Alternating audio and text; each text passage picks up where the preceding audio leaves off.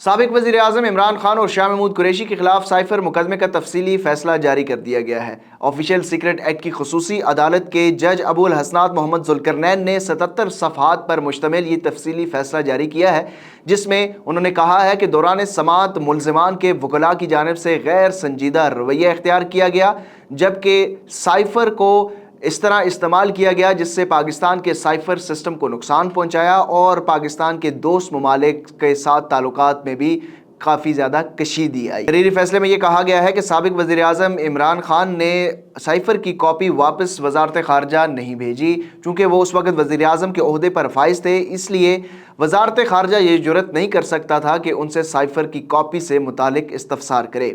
فیصلے میں یہ بھی کہا گیا ہے کہ دوران سماعت ملزمان کی جانب سے غیر سنجیدگی کا مظاہرہ کیا گیا اور اس طریقے سے رویہ اپنایا گیا جس سے وہ ہمدردیاں بٹورتے رہے اور جس کی تاریخ ماضی میں نہیں ملتی۔ تفصیلی فیصلے میں یہ بھی کہا گیا ہے کہ ملزمان کے وکلاء کی جانب سے آنکھ مچولی کا کھیل جاری کیا جاتا رہا، بار بار وکلاء کو متعدد مواقع دیے گئے، لیکن ملزمان کی جانب سے متعدد مرتبہ وکلاء تبدیل ہوئے۔